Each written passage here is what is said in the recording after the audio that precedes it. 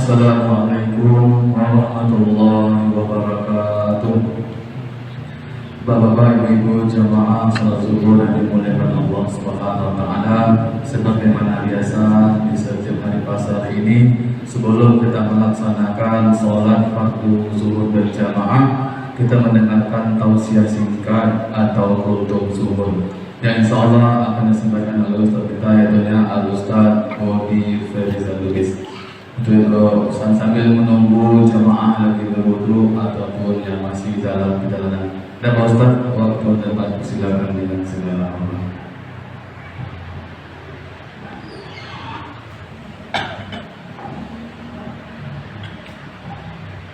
A'udzu billahi minasyaitonir rajim. Bismillahirrahmanirrahim. Assalamualaikum warahmatullahi wabarakatuh. Waalaikumsalam. Alhamdulillahi rabbil alamin.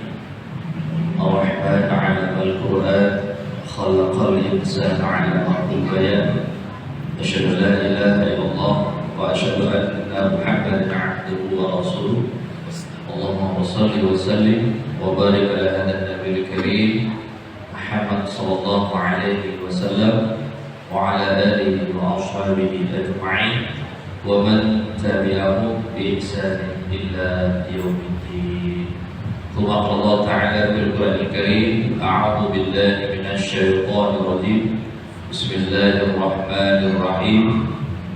Ya ayyuhalladzina amanu ittaqullaha wal tanzur nafsum ma qaddamat lighad wattaqullaha innallaha khabirun bima ta'malun. Shadaqallahul aliyyul azim. Bapak Ibu seluruhnya, yang kecil tidak disuruh nama, yang besar populer, insyaallah kita semua yang istiqamah menyempatkan diri untuk sholat berjamaah, sholat zuhur. Mudah-mudahan setiap langkah Allah gugurkan dosa kita, Allah mudahkan urusan kita, dan kita semua dimasukkan ke dalam surga Allah Subhanahu wa taala. Amin ya rabbal alamin.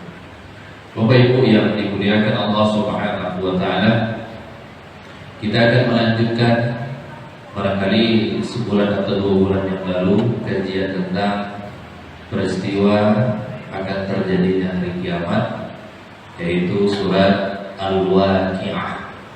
Berasal dari kata waqa'a, artinya adalah peristiwa yang pasti terjadi. Kemudian juga ada surat Zalzal. Jadi azalzalatu bermakna yaitu goncangan, berarti goncangan yang sangat dahsyat. Ada lagi yang disebut dengan qara', ketukan, berarti menjadi al-qari'ah, berarti ketukan yang sangat dahsyat. Banyak sekali. Ada lagi dalam Quran surah Al-Qiyamah. Al-Qiyamah berasal dari kata qamah. Jadi Al-Qiyamah, hari kiamat. Berarti ketika hari kiamat itu kondisi kita dalam keadaan qamah, berdiri, tidak ada yang duduk, Bapak Ibu. Ya, jadi kondisi kita berdiri, dan di kala itu tidak kenal siapapun kecuali dirinya sendiri. Maka dalam hadis Nabi sallallahu alaihi wasallam, la tazalu qadamal 'abdu yaumal qiyamah hatta yas'al an arba. Tidak berpindah telapak kaki seorang hamba nanti di hari kiamat sebelum ditanya 4 hal. Apa yang 4 hal itu?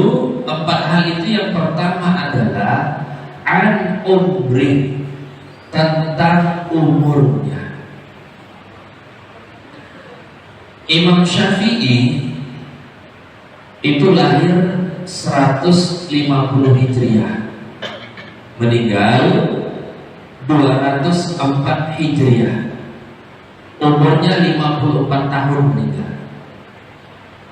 Kalau kita hitung dari sekarang 1447 Hijriah dikurang 204 Hijriah, berapa itu Bapak Ibu? Ada yang bendahara sebentar.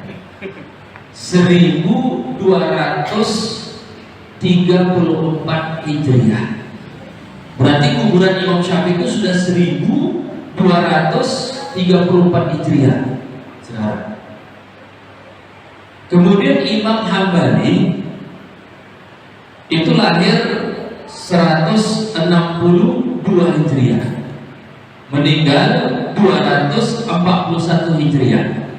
Umurnya 77 tahun, 77 tahun meninggal dunia.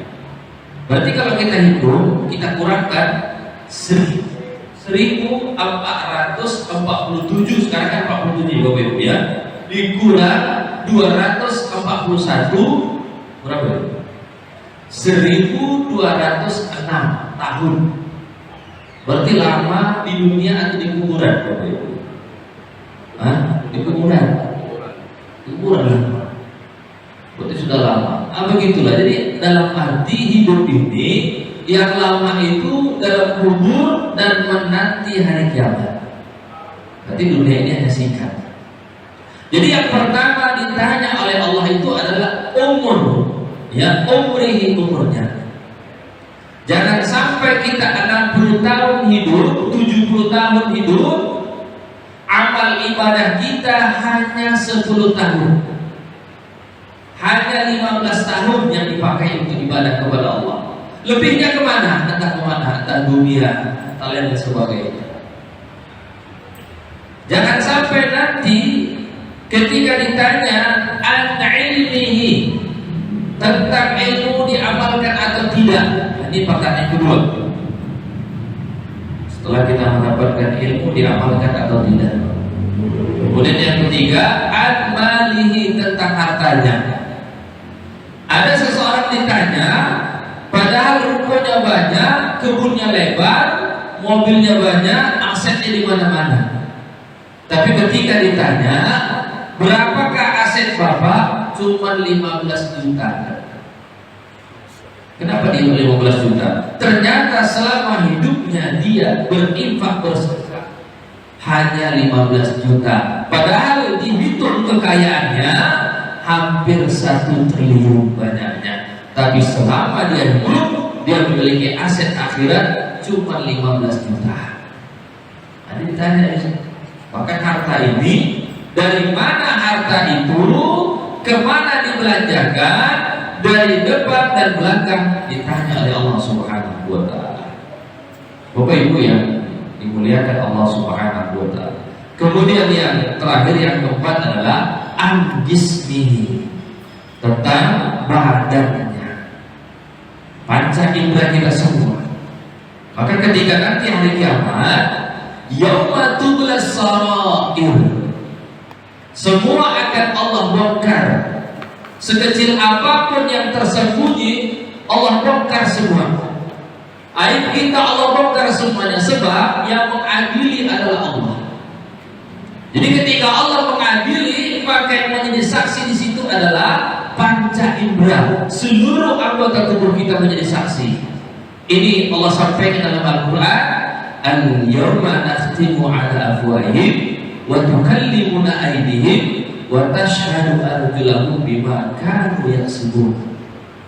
Jadi mulut kita dikunci karena mulut ini mudah bersilat lidah, sehingga dia tidak diizinkan untuk berbicara. Maka tangan mereka yang berbicara, yang menjadi saksi adalah kaki mereka nanti di hadapan Allah.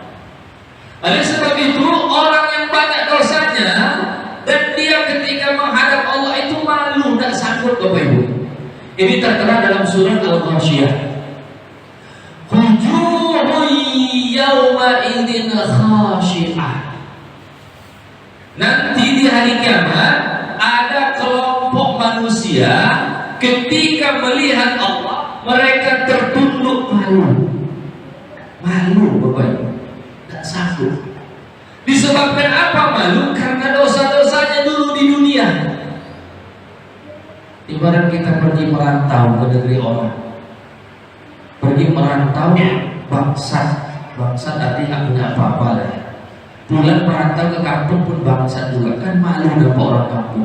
Begitu ketika kita pulang nanti ke kampung kita akhirat, malu di hadapan Allah. Malu kenapa?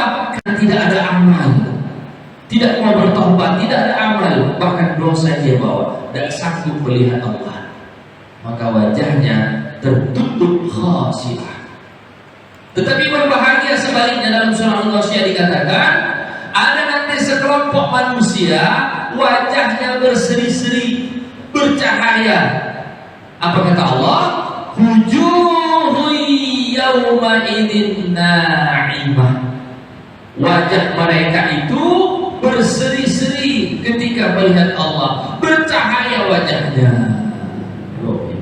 Jadi ada dua golongan. Berseri-seri wajahnya ini selama hidup di dunia, bukan hanya yang wajib saja, yang sunnah dia lakukan, bahkan dia sholat taubat, berzikir. Tak cukup hanya sholat yang wajib, tengah malam dia bangun tahajud, berzikir kepada Allah, setiap malam meneteskan air mata. Maka ketika dia di dunia hina, tidak terkenal, bahkan orang miskin, tapi ketika nanti di akhirat wajahnya berseri-seri, dimuliakan Allah. Tapi sebaliknya, dunia dia terkenal, dia pejabat, hebat, tapi ternyata hubungan dengan Allah itu tidak baik, maka nanti di akhirat dia akan tunduk malu kepada Allah. Disebabkan apa? Disebabkan dia tidak baik ibadahnya kepada Allah Subhanahu wa ta'ala. Bapak Ibu yang dimuliakan Allah Subhanahu wa ta'ala, intinya di tahun baru Islam ini marilah kita senantiasa bertambah lagi ketakwaan kita kepada Allah Subhanahu wa ta'ala. Demikian, terima kasih. Mohon maaf khilafan. Sesuai dengan wabillahi taufiq wal hidayah. Assalamualaikum warahmatullahi wabarakatuh.